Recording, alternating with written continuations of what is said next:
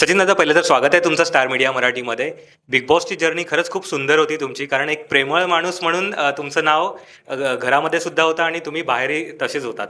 काय सांगाल दादा, की जेव्हा बिग बॉसचा कॉल आला स्टार्टिंगला, कशी फिलिंग होती आणि तयारी कशी सुरू झाली होती तुमची? ॲक्चुअली वर्षभरापासून मी ह्या गोष्टीच्या अपेक्षित होतो, की मला ह्यावर्षी बिग बॉसला जायला पाहिजेल.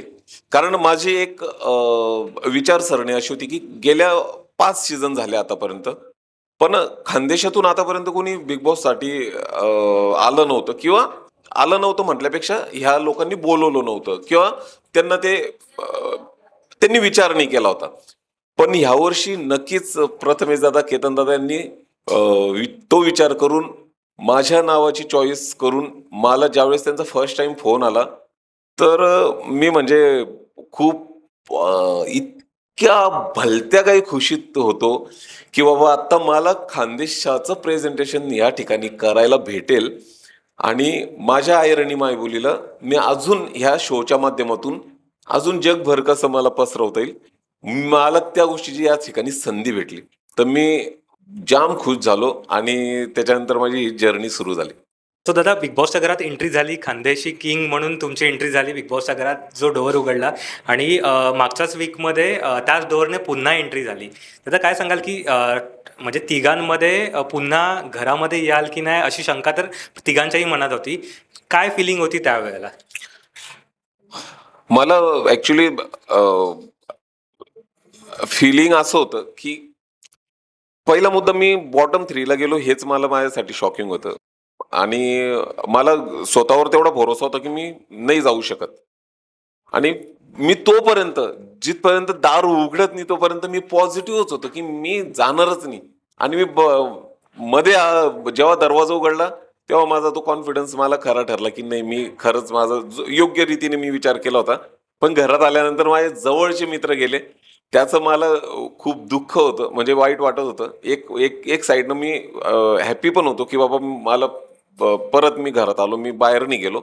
पण हे पण होतं. पण खूप चांगलं मला त्या ठिकाणी परत ती संधी भेटली, की मला एक अजून चांगलं काही करता येईल. नक्कीच दादा, ते इमोशनल मुवमेंट होते, कारण तुमच्या चौघांचा सुद्धा ग्रुप झाला होता, त्याच्यामध्ये येस. तुम्ही दोघंच उरला होतात. सो नंतर प्राजक्ता आणि तुमचं काय बोलणं झालं होतं आणि कसं म्हणजे आता कारण आता तुमच्याच ग्रुपमध्ये दोघं गेले होते. सो पुढे आपल्याला गेम खेळायचा होता. प्राजक्ता थोडी मनाने खचली होती. कारण आम्ही 4 लोकं कंटिन्यू आमचं बसणं, उठणं, गेमच्या बद्दल बोलणं, गेमच्या बाबतीत चर्चा करणं, प्लॅन करणं. म्हणजे नुसतं बाल्कनी बाल्कनी काही नुसती टाईमपास करण्यासाठी नव्हती तिथे. हे माझ्या प्रेक्षकांना मी सांगू शकतो या ठिकाणी, की त्या ठिकाणी बऱ्याच अशा चर्चा होत्या, बऱ्याच अशा प्लॅनिंग्स होत्या, बऱ्याच काही वन टू वन बोललेल्या गोष्टी होत्या, की जो गेमचा पार्ट होता, महत्त्वाचा पार्ट होता. तर तो कुठेतरी आता मला माहिती नाहीये, मी अजून पाहिलं नाहीये. पण बऱ्याच मला जसं काही गोष्टी पाहतोय, तर काहीतरी तिथल्या खूप काही गोष्टी कमी दाखवल्या गेल्या मला असं वाटतं. ती माझी खंतता आहे, की इतकं काही छान आमचं होतं ना, आम्ही एंटरटेन बी करायचे.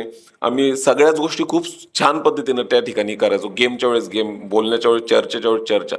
पण प्राजक्ता नंतर थोडी खचली. कारण ॲट अ टाईम 2 लोकं आमच्यातून 4चे 2च झाले. मला पण खूप कुठेतरी वाईट वाटत होतं. पण मी तिला पण धीर दिला, की प्राजक्ता ठीक आहे, आपण बाहेर गेल्यानंतर जेव्हाही आपलं हा 3 महिन्याचा 100 दिवसाचा हे होईल, तेव्हा आपण बाहेर भेटणारच आहे. पण आता आपण गेमकडे लक्ष देऊ. आपण आता जोमाने गेम गेम खेळू. ज्या पद्धतीने आपल्यातले 2 जण निघाले, आता आपल्याला 2 जणांना इथे टिकून राहून चांगल्या पद्धतीने आपण काय करता येईल आपण त्याचा विचार करू आणि एकमेकांना तो आम्ही धीर दिला होता. नक्कीच दादा, बिग बॉसच्या घरात गेल्यापासून प्रत्येक वेळेला तुम्हाला नॉमिनेट केलं जात होतं आणि दिसणं म्हणजे तुम्ही दिसत नव्हतात हे प्रत्येक वेळेला बोललं जात होतं. पण तुम्हाला असं वाटतं का, की भांडण केलं म्हणजेच दिसणं असं असतं का? सुरुवातीचे 3 आठवडे मी नॉमिनेट नव्हतो. जसं बिग बॉस सुरू झाल्यापासून 3 आठवडे मी नॉमिनेट नव्हतो. नंतरचे 3 आठवडे मी नॉमिनेट झालो. कारण नॉमिनेशन प्रक्रिया प्रत्येकाला ती करावी लागते. प्रत्येकाला कोणाचं ना कोणाचं नाव द्यावं लागतं. आणि मला भांडण, वाद, विवाद असं नाही की मी काय असं शांतच म्हणून. पण जिथे जे भांडण योग्य आहे ते ठीक आहे ना. पण जे योग्य नाही मला ते नव्हतं आवडत. मी रिकामच दिसण्यासाठी मध्येच काहीतरी मुद्दा घेऊन येणं मला ते पण नव्हतं आवडत. जे ठिकाणी योग्य होतं त्या ठिकाणीच मी बोलत होतो. आणि अशा काही गोष्टींमध्ये मग त्या घरातल्या लोकांना असं वाटत होतं, की अरे हा काही गोष्टी तुम्ही वेगळ्याच पद्धतीनं भांडशाल, तुम्ही वेगळेच मुद्दे कुठेतरी भरकटत नेशाल आणि मग मी ते बिनकामाचं त्या ह्याच्यात स्टँड घेऊ किंवा बिनकामाचं बोलू. मला ते नव्हतं आवडत. मग त्यांच्या नजरेत ते असं होत होतं, की अरे हा बोलतच नाही, मग खेळतच नाही. बाकीचं ते पॉझिटिव्ह गोष्टीकडे तिथे कोणी जास्त लक्ष नाही देत, की अरे याचं टास्कमध्ये किती योगदान आहे. हा किती धडपड तडफड करून खेळतोय. याचं एंटरटेन किती छान आहे, की जे लोक मला नॉमिनेशन करत होते तेच माझ्या गाण्यांवरती ते नाचत होते, टाळ्या वाजवत होते. ह्या गोष्टींकडे अरे बिग बॉस हा शो काय आहे? तिथे तुम्ही तुमच्या भावना व्यक्त करा, तुमचे इमोशन्स कनेक्टिव्हिटी किती आहे, तुमचे जसं आपण संवेदना म्हणतो, आपल्यातली ह्युमॅनिटी, आपल्यातली सिंपत्ती, सहानुभूती इतरांसोबतची आणि मग त्याच्यानंतर ह्या अशा काही गोष्टी वादावादी किंवा ज्या ज्या ठिकाणी ते योग्य होते हे सगळे पैलू त्या ठिकाणी महत्वाचे. नुसतं एकाच थ्रोनं तुम्ही जाशाल की नाही बिग बॉस म्हणजे नुसतं भांडण, नुसतं वाद, नुसता तंटा. त्याच्या व्यतिरिक्त खूप काही आहे आणि मी त्याच पद्धतीनं राहिलो, त्याच पद्धतीनं मी घरात चाललो. म्हणून आज पूर्ण महाराष्ट्रातल्या खानदेशातल्या प्रेक्षकांना माझी जर्नी बिग बॉस मधली आवडली आणि त्यांनी सगळ्यांनीच मला इतका सपोर्ट केला पुऱ्या महाराष्ट्रातल्या तळागाळातल्या प्रेक्षकांनी, माझ्या मायबाप प्रेक्षकांनी खानदेशातल्या सगळ्या महाराष्ट्रातल्या, की त्यांच्या प्रेमामुळेच मी गेल्या अर्ध सीझन मी राहिलो जवळपास. तर तुमच्या माध्यमातून खूप मनापासून सगळ्या प्रेक्षकांचं खूप मनापासून आभार. नक्कीच दादा, कारण शो नवीन होता आणि सगळं समजायलाच वेळ जात होता त्याच्यामध्ये.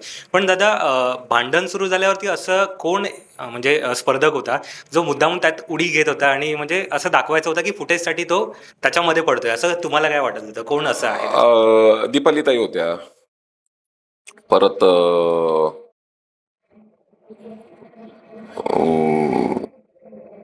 हे एक दोन लोक होते समजा आणि भांडण मॅक्झिमम तन्वी, रुचिता किंवा मग दीपालीताई, रुचिता किंवा ह्या असं म्हणजे ते 3-4 लोकांमध्ये जास्त चाललं ते तर आपण सगळ्यांनीच पाहिलं. मग त्या ठिकाणी हा मी बोललो अशा ठिकाणी, की त्या ठिकाणी मला वैयक्तिक बोलणं मला आवडायचं, की बाबा तू हे चुकतं. कारण इतका वाद राहायचा, की त्या वादामध्ये मला स्पेस नाही भेटायचा. स्पेस नाही का आपण मध्ये जाऊन बोलू म्हणून असं, की काहीतरी आपण समजू, काहीतरी हे कुठेतरी थांबू किंवा काहीतरी जे योग्य आहे त्या योग्यच्या दिशेनं आपण थांबू म्हणून स्टँड घेऊ. पण स्पेस नव्हता भेटत. इतके कंटिन्यू शब्द राहायचे. तर ते रितेश भाऊ पण बोलले होते मध्यंतरी, की "अरे, ते इतका वाद की महाराष्ट्र कंटाळलाय या वादांना खरं म्हटलं तर." पण मला बरं वाटतं, की आम्ही लोकं जे काही करत होतो ज्या गोष्टीनं, की त्या प्रेक्षकांचा एक मूड चेंज होऊन जात होता, की यार हे म्हणून लोकांचं एवढं प्रेम भेटलं. बरं सचिन दादा, तुमचं आणि सागर दादाचंही खूप चांगलं जमायचं. हां. पण तुमच्या दोघांचे जेव्हा कॅप्टन्सीसाठी आलं होतं तेव्हा असं वाटत होतं का की सागरसाठी सगळे खेळतात, माझ्यासाठी तेवढा फेअर होत नाहीये? हां, वाटतच होतं. कारण मी विचार करायचो यार सागर भाऊशी जेवढे लोकं कनेक्ट तेवढेच माझ्याशी पण होते. पण मलाच का पण मला नंतर त्या एकदम म्हणजे नाही का कटनीती आपण ज्याला म्हणतो, की नाही जर याला आपण कॅप्टन केलं, तर त्याला इम्युनिटी भेटेल. इम्युनिटी भेटली म्हणजे हा 15 दिवसासाठी म्हणजे पुढच्या आठवड्यासाठी सेफ होईल. इतका त्या म्हणजे इतकं आणि कितव्या हप्त्यामध्ये? दुसऱ्या-तिसऱ्या हप्त्यामध्ये. अरे, बघ माझं सगळ्या गोष्टींचा ओव्हरऑल पाहता ना, ह्या गोष्टीचा त्या लोकांनी विचारच केला नको पाहिजे होता. पण त्यांनी त्या हिशोबाने चाललं. पण त्यांच्या विरोधात राहून सुद्धा रोशन माझ्यासाठी पण खेळला. विशाल पण खेळला. पण मग त्याचं लॉयल्टी तिकडे होती सागर भाऊंकडे. मला ते वाईट वाटत होतं. मला ते हे वाटत होतं, की अरे तुम्ही खेळता माझ्याकडून आहे, पण तुम्हाला मनातून वाटतं, की त्यांनी बनावं. फक्त एका कारणाने, की बाबा इम्युनिटी भेटेल म्हणून. हे चुकीचं वाटत होतं. जे माझ्याकडून होते ते होतेच. नक्कीच दादा, तुमचा खेळ दिसला, इमोशन दिसले, सगळं काय दिसत होतं, टास्क पण तुम्ही खेळत होतात.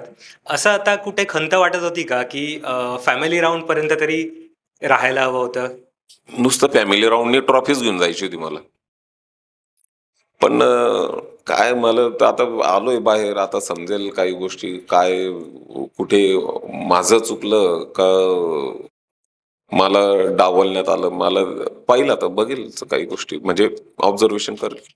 दादा, मी बिग बॉसच्या सदस्यांची काही नावं घेतो, तुम्ही त्यांना काय सल्ला द्याल ते सांगायचं आहे फक्त. प्रभू. अंडी कमी खा तब्येतीसाठी. ओके. प्राजक्ता. आता शांत नको राहू, आता थोडी बोल. आता बोलायचे आता जसे जसे दिवस जात आहे आता मुद्दे मांड, काही गोष्टी कर. म्हणजे अशी तर तू करतच होती, पण अजून कर. अनुश्री. आता आहे ना थोडस थोडं चोराचारी कमी कर थोडी. ओके. रुचिता. रुचिता, बाई जरा शांततेनं बोलत जा कधी कधी. राकेश बापट. राकेश भाऊ, तुम्ही जे पहिले 15 दिवसात होते तसे जर परत झाले तर मला चांगलं दिसेल. विशाल. विशाल,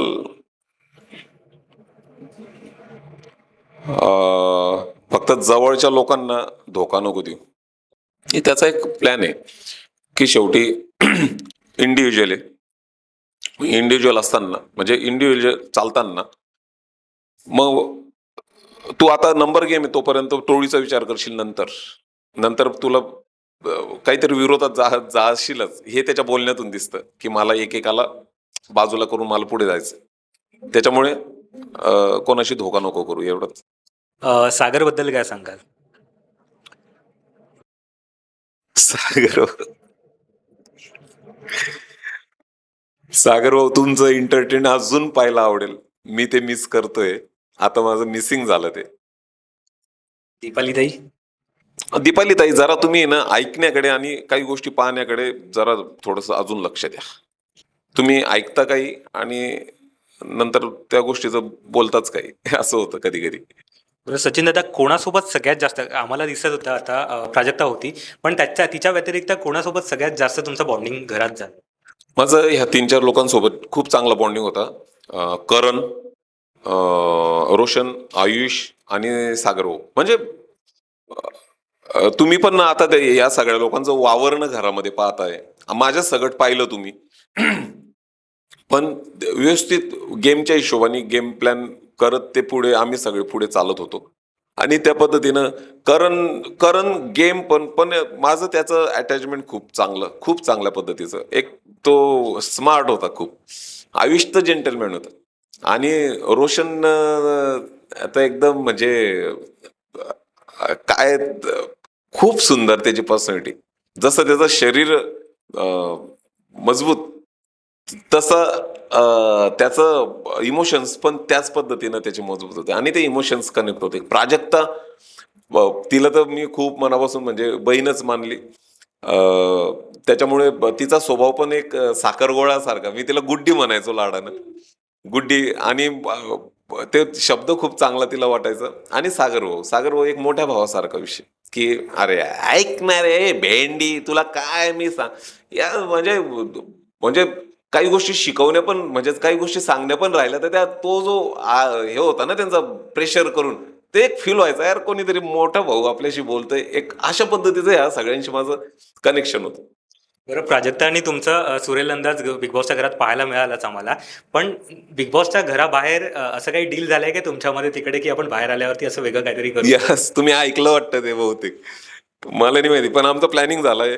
करण, आयुष, मी आणि प्राजक्ता आमचं जे बाल्कनी ग्रुप होता तो त्या ग्रुपला एक चांगल्या पद्धतीचं एक खूप म्हणजे मजा मस्ती आणि इमोशन्स अशा दोघं गोष्टी त्या गाण्यात राहतील.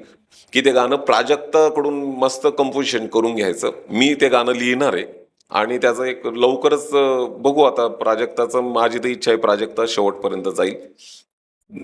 ही जर्नी तिची संपल्यावर आम्ही करू नक्की.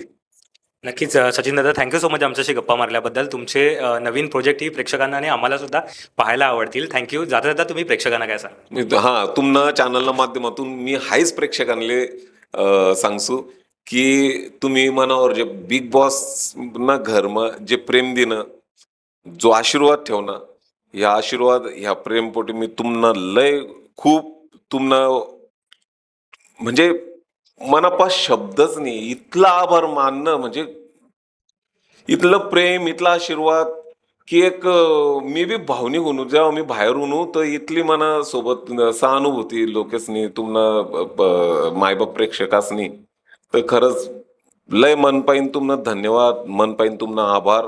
असंच मी तुम्हाला कायम जीवनभर तुम्हाला ऋणात राहू. धन्यवाद. जय महाराष्ट्र, जय खानदेश.